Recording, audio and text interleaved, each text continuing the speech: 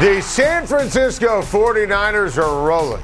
And it's not a coincidence that the hot streak coincided with the arrival of my guy, Christian McCaffrey. San Francisco 11-0. 11-0 since Christian McCaffrey became the full-time starting running back.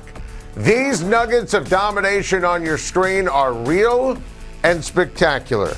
And that's why we made such a big deal about this trade on Time to Shine after John Lynch and Kyle Shanahan made it. We said no one was beating San Francisco in the NFC. I don't want to hear Cowboys fans or Cowboys players complain about, oh, the game was on Monday, now you got to play on a Sunday. San Francisco played on a Saturday, they get an extra day.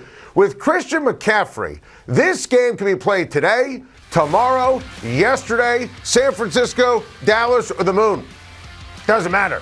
Christian McCaffrey is on a heater.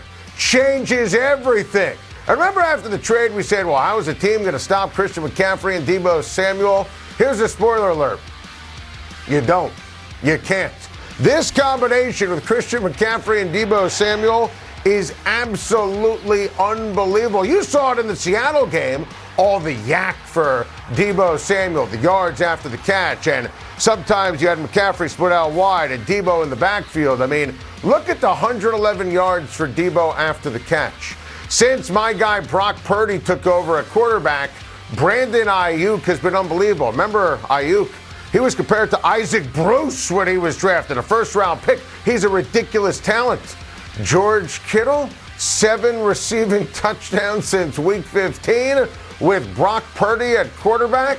Look, the defense gets all the love. Nick Bosa, DeMeco Ryans, Fred Warner. It's the best defense, bar none, in the NFL. But don't sleep on Christian McCaffrey and the 49ers and Kyle Shanahan's offense. Another reason why they're going to beat Dallas. Another reason why they're going to the Super Bowl.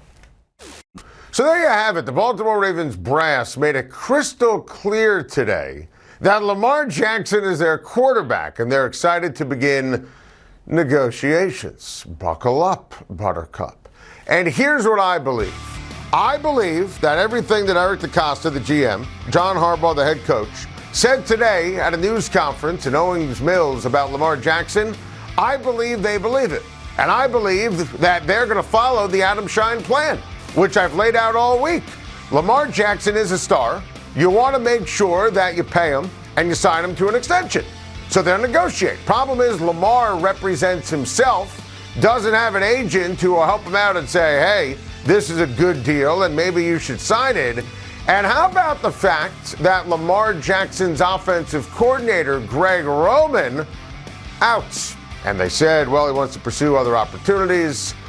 He's out. And he was the offensive coordinator when Lamar Jackson was the unanimous NFL MVP.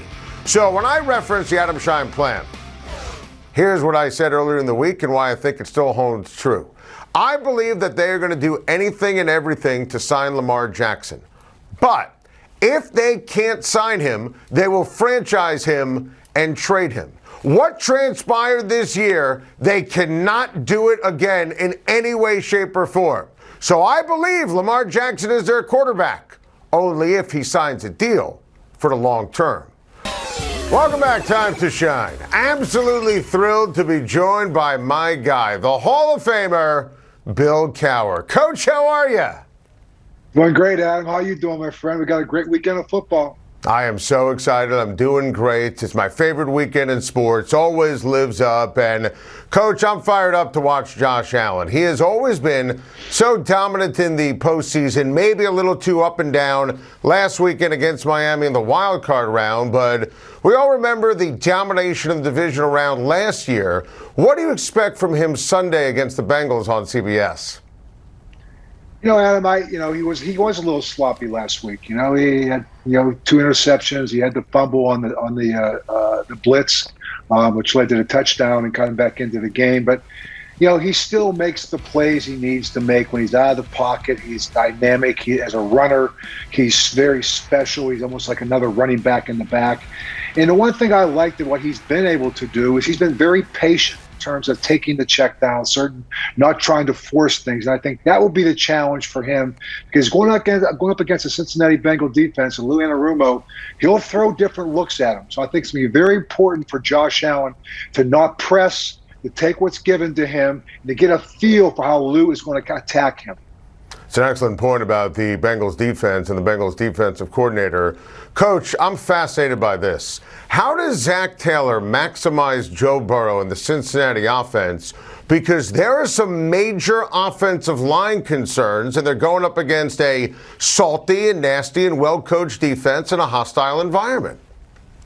You know, Adam, I get concerned, but there's something about Joe Burrow that he did this a year ago. And you're right, he's going to have two backup tackles, a backup right guard.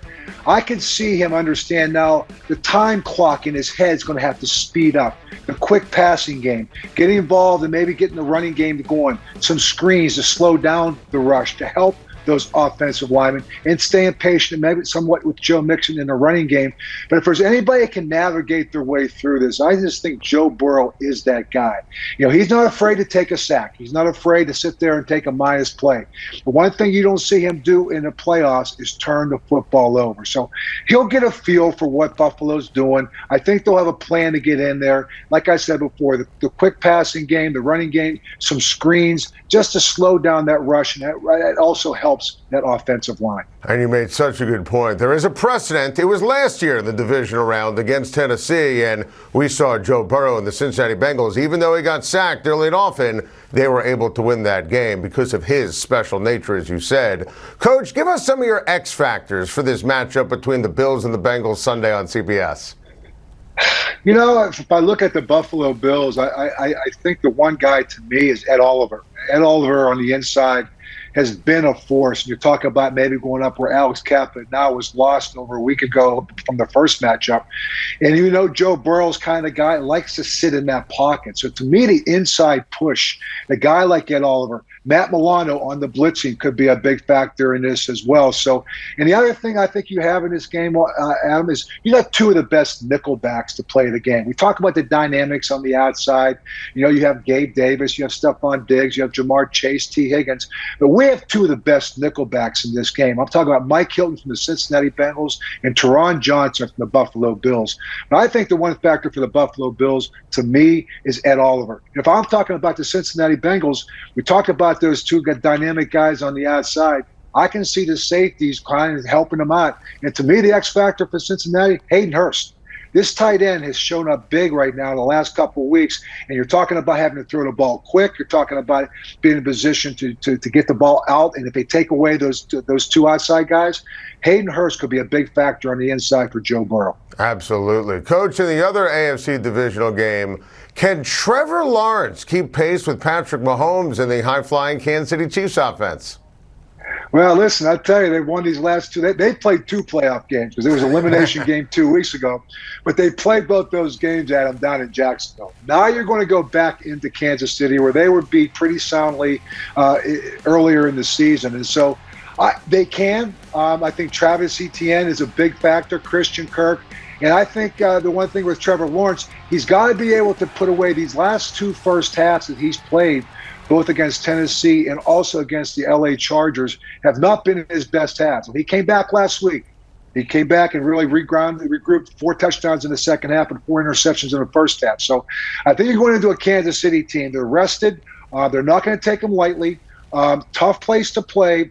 And the one thing about the Kansas City Chiefs that I like is actually the fact is they've been in a bunch of close games, Adam. I mean, you think about this. They haven't been blowing people out like they were a year ago. And I think they're getting comfortable in close games. I think they're okay being in these close games. Jerick McKinnon, Isaiah Pacheco, 2 backs now. They're leaning on a little bit in the running game, out of the backfield. Kadarius Toney. This is a whole different team, the Kansas City Chiefs, that is, outside of Travis Kelce and Patrick Mahomes. They've been a staple. But this football team has transformed itself, and it's going to be a very, very dangerous one. And I think they're kind of out to prove something because of last year. Well said. Coach, you're the best. We appreciate the time. Thank you so much for joining us. And, of course, you can catch Coach Cowher on the NFL Today this Sunday at 2 p.m. before the Bills take on the Bengals in the AFC divisional round at 3 p.m. on CBS and Paramount+.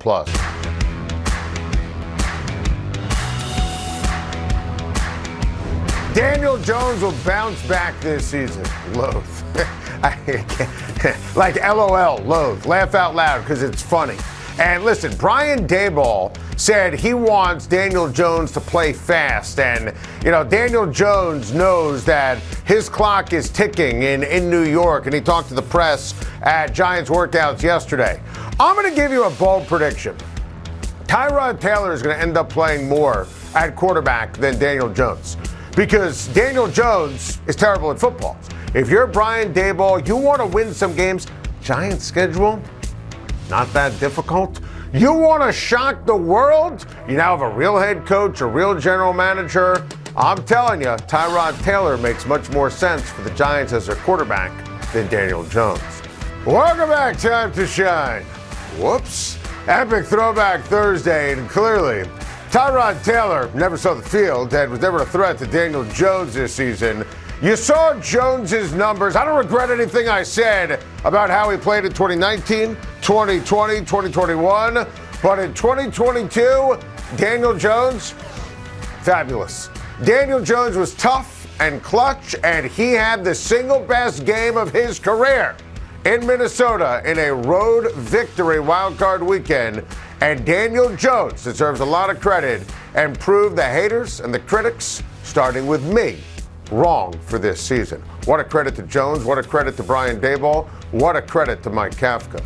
Speaking of Daniel Jones, how about a little Thursday edition of a Schein 9 or a special Schein 8, ranking the 8 quarterbacks in the divisional round. And I'm sorry, Giants fans, but Daniel Jones, number 8 on the list.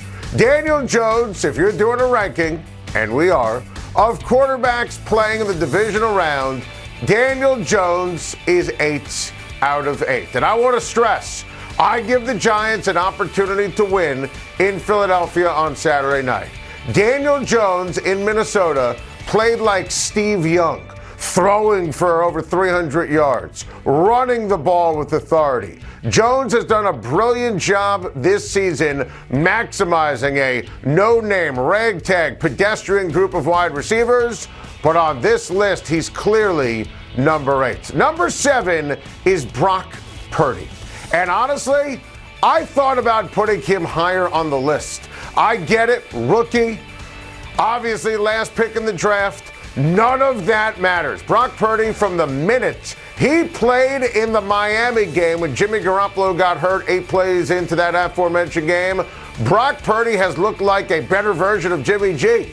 He has handled every single test. He has elite coaching and elite talent around him. He's a great athlete, super smart, makes every throw. I love Brock Purdy. Number 6, Dak Prescott.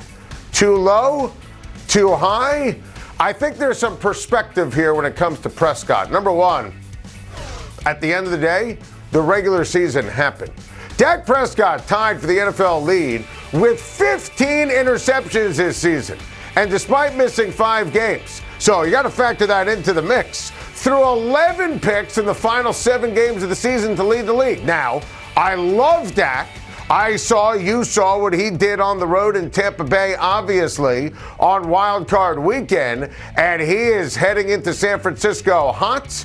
But do I think he's going to duplicate that performance? Absolutely not. I think we'll get back to Dak being a double agent. I know he's capable of greatness and genius. We just saw it. But I don't hesitate in terms of number 6 on my list. And that means, yes, I put Trevor Lawrence ahead of Dak Prescott. And I know that Trevor Lawrence has only been in the league for a couple of years, and year 1 was a nightmare. Thank you, Urban Meyer. There have been ups and downs and some moments of joy, moments of frustration. Even this season, look, tell 2 halves in the wild card game, obviously against the Chargers.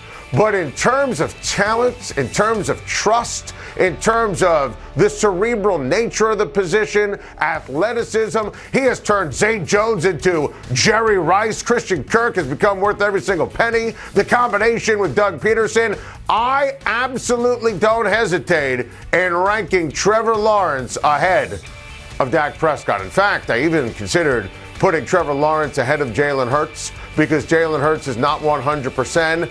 But is Hurts too high? Is Hurts too low?